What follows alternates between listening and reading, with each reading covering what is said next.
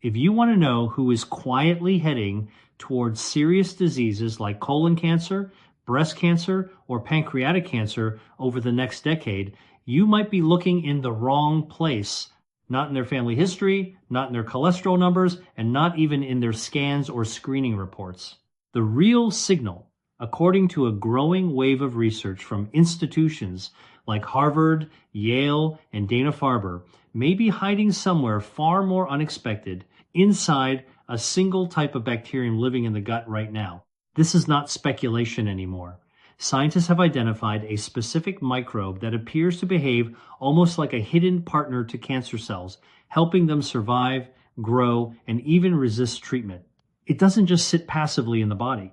It interacts with tumors in ways that fundamentally change how cancer develops. And the most unsettling part is that most people are unknowingly feeding it every single day through ordinary foods found in almost every kitchen.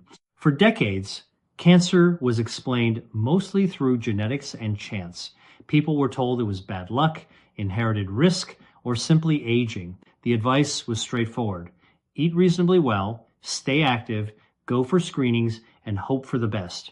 But that explanation is no longer complete. In 2011, researchers examining colon tumors made a discovery that changed the direction of cancer biology.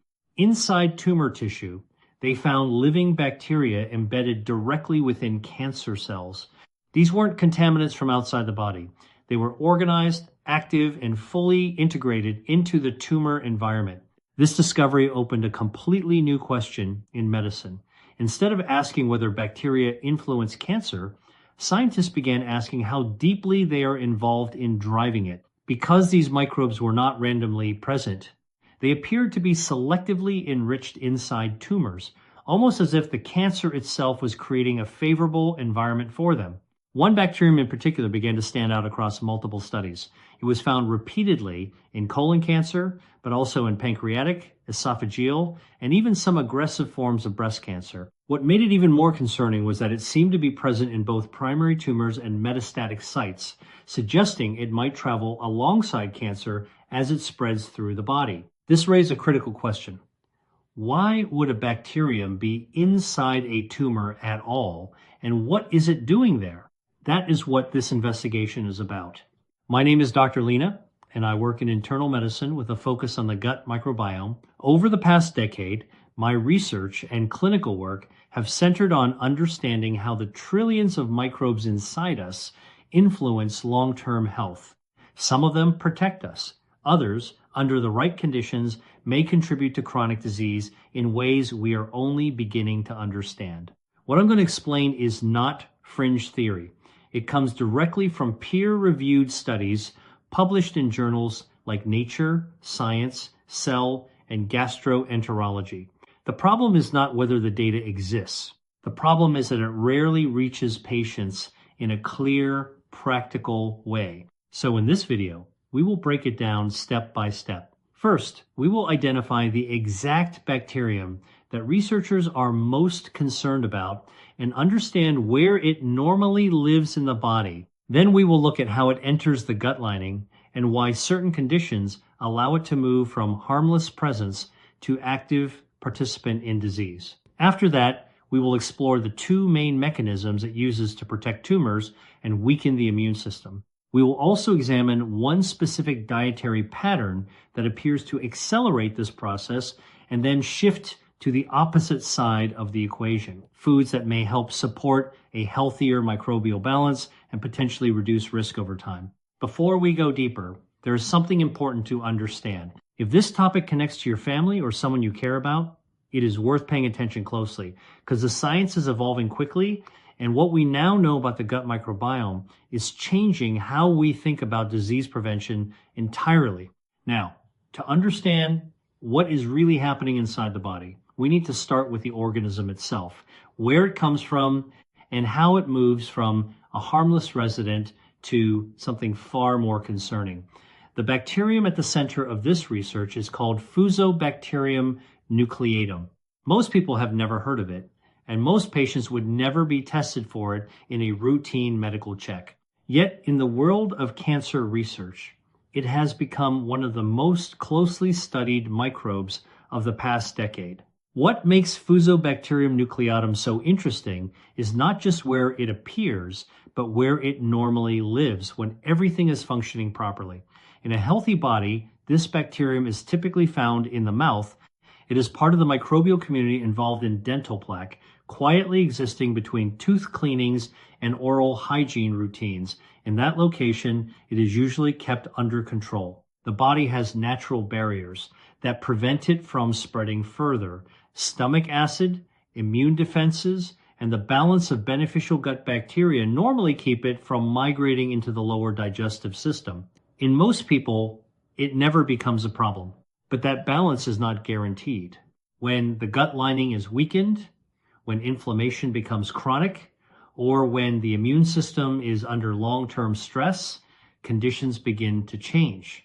The intestinal barrier, which is supposed to act like a protective wall, starts to lose integrity.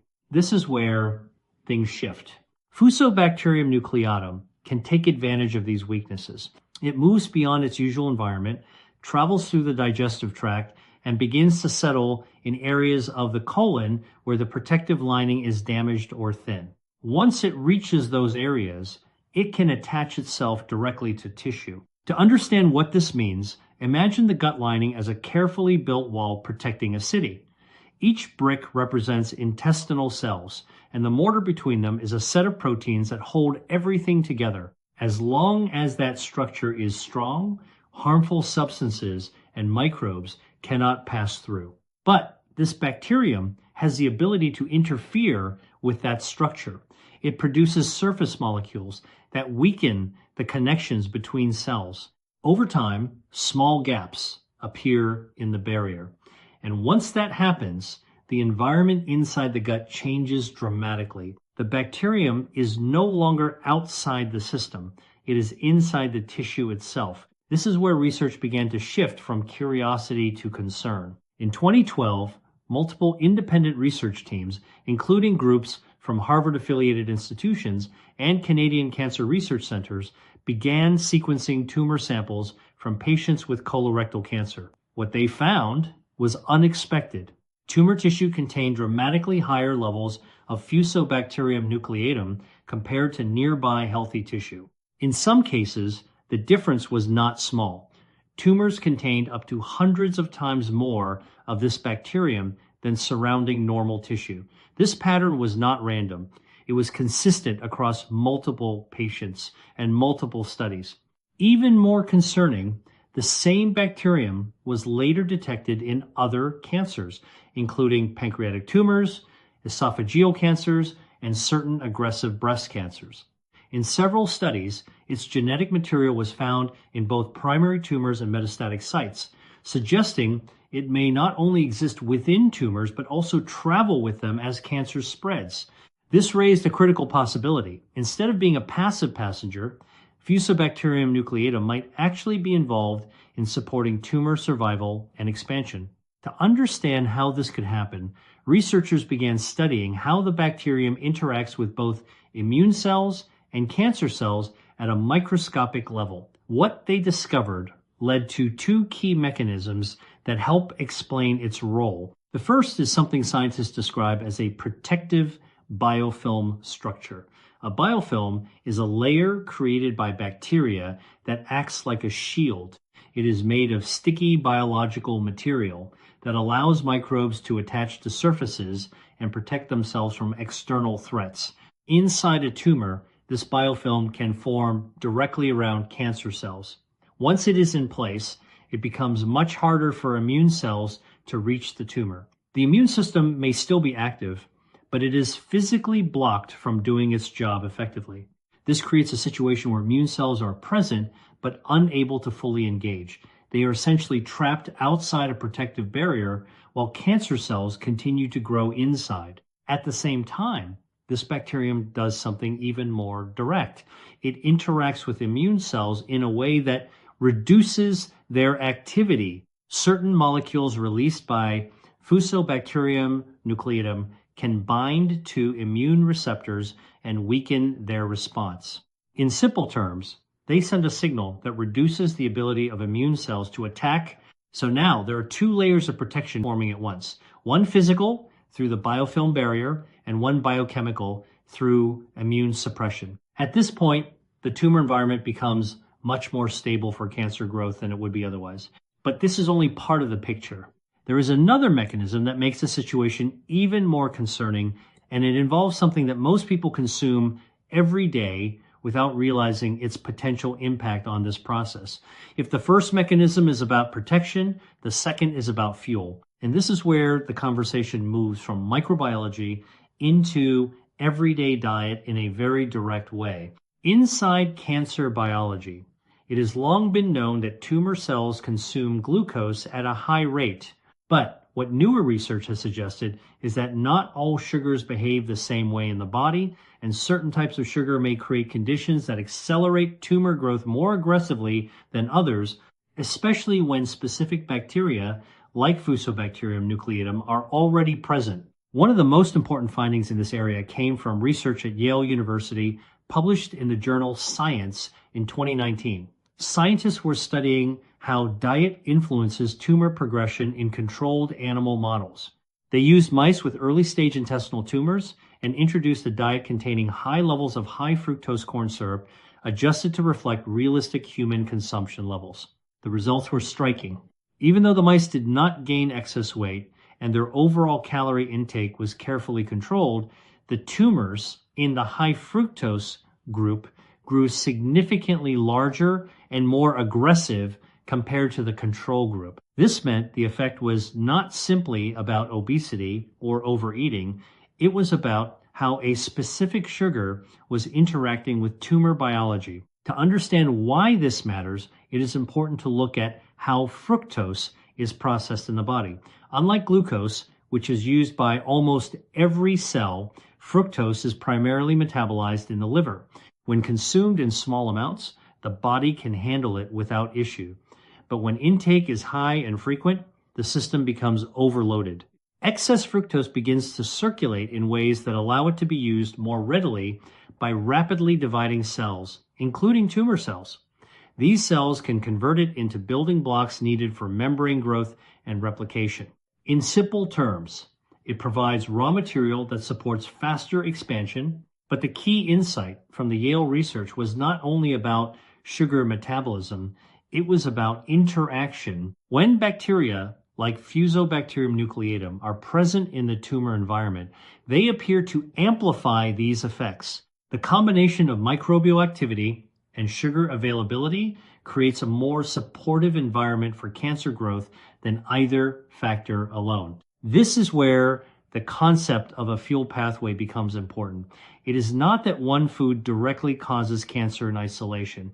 It is that certain dietary patterns may create conditions that allow both harmful bacteria and tumor cells to thrive together. High fructose corn syrup is found in a wide range of processed foods, including sweetened beverages, packaged snacks, sauces, and many products that are not obviously sweet. Because of this, many people consume it multiple times per day without realizing it. From a research perspective, this consistent exposure matters because it creates a repeated metabolic signal in the body. Over time, this signal may contribute to an internal environment that favors inflammation, microbial imbalance, and tumor support mechanisms. When combined with the protective effects of Fusobacterium nucleatum, the situation becomes more complex. The bacterium helps shield tumors from immune attack, while dietary sugar provides a steady energy source that may support tumor growth. This combination creates what researchers describe as a reinforcing loop. The tumor environment becomes more stable, the immune system becomes less effective at reaching it, and the metabolic conditions continue to supply resources that allow it to expand. This is why modern cancer research has increasingly moved beyond genetics alone. It is no longer just about mutations inside cells. It is also about the ecosystem surrounding those cells, including diet, inflammation, and microbial populations. At this point, the question becomes practical. If certain microbial behaviors and dietary patterns may contribute to this process, what can actually be done to shift the environment in a healthier direction? This is where the focus turns away from what to avoid and toward what may help restore balance in the gut microbiome and support the body's natural defenses.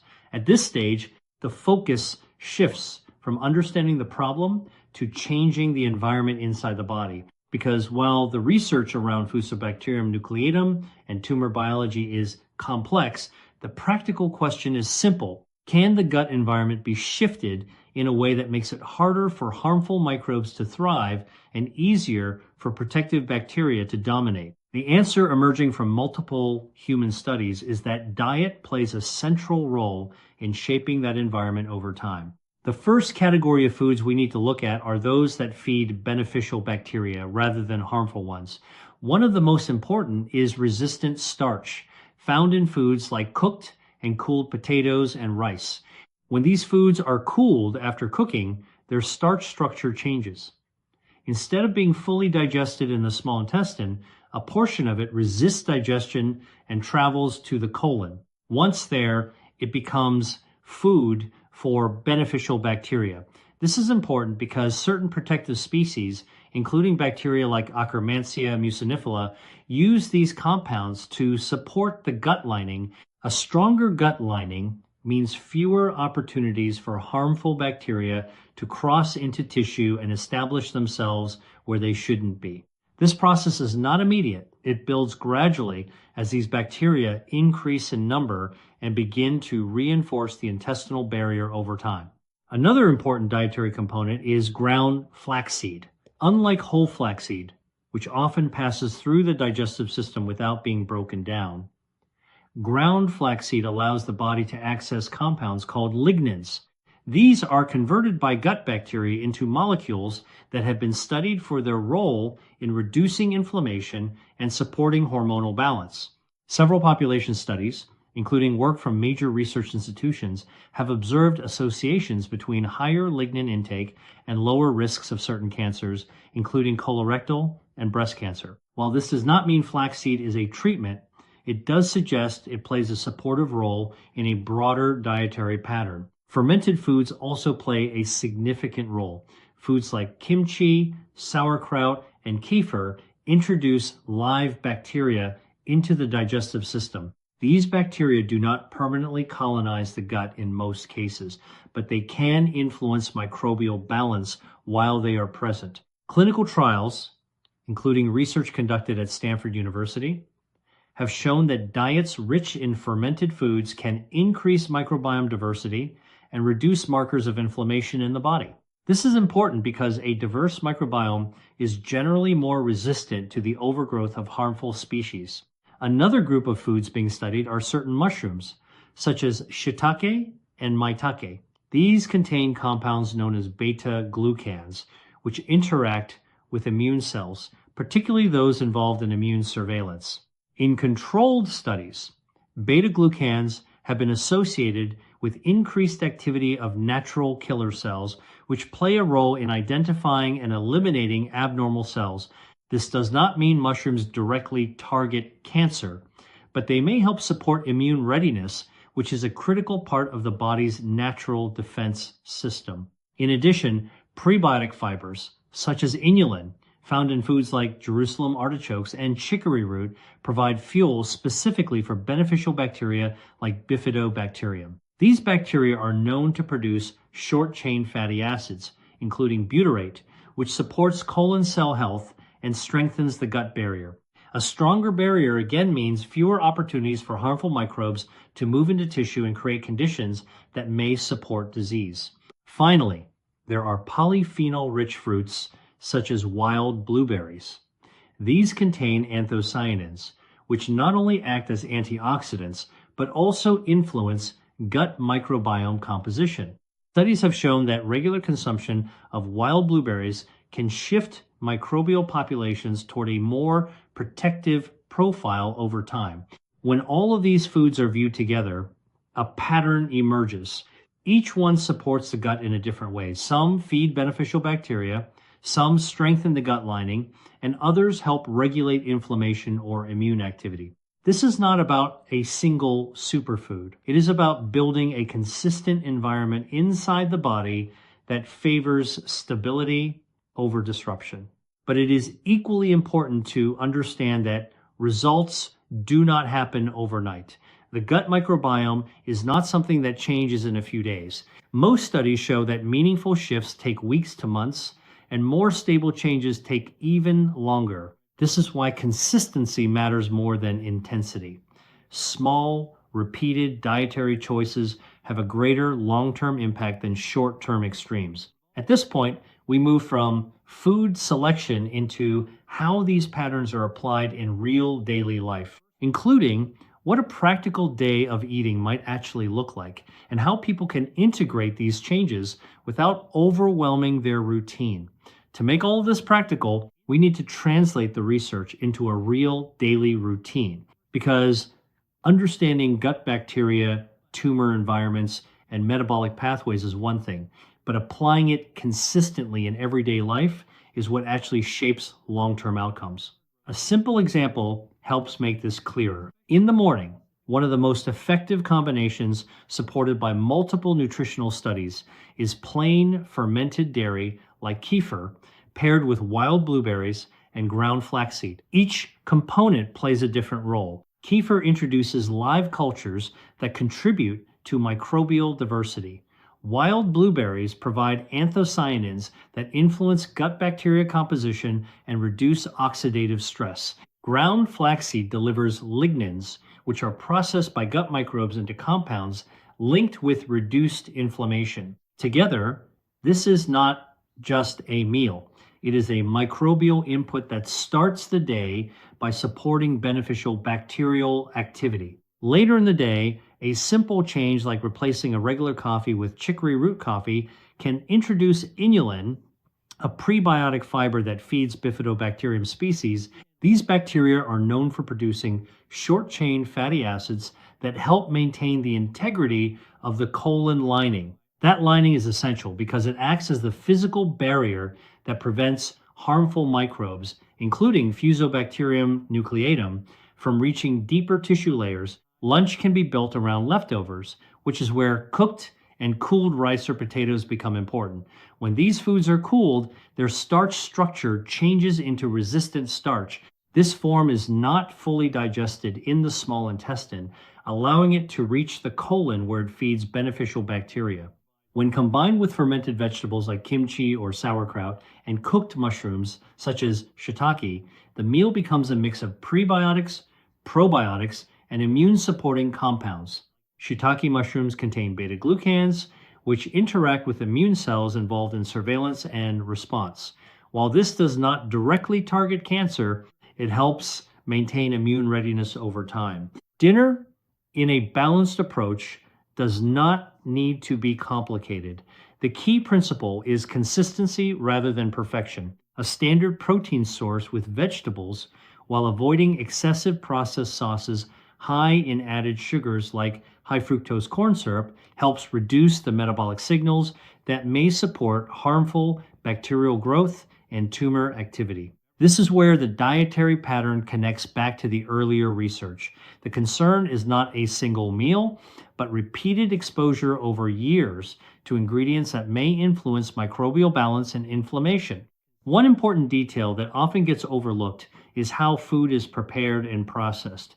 For example, resistant starch is sensitive to high heat. If cooked and cooled potatoes or rice are reheated too aggressively, especially at high microwave power, part of the resistant starch structure can break down. This reduces its prebiotic effect. Gentle reheating or consuming it cold preserves more of its beneficial properties. Another detail involves fat intake. Certain compounds found in blueberries and fermented foods are better absorbed when consumed with healthy fats, like olive oil or full-fat yogurt. This is because many plant-based bioactive compounds are fat-soluble. Removing fat entirely, often in the name of low-fat dieting, can unintentionally reduce absorption of beneficial nutrients.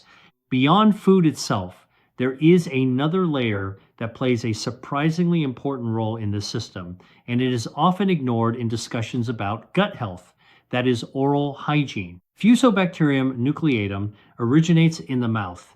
It is commonly associated with dental plaque. From there, it can migrate into the digestive system under the right conditions. This means the mouth acts as a reservoir for bacteria that may later influence gut and systemic health. Studies have shown that poor oral health, particularly periodontal disease, is associated with increased risks of colorectal cancer.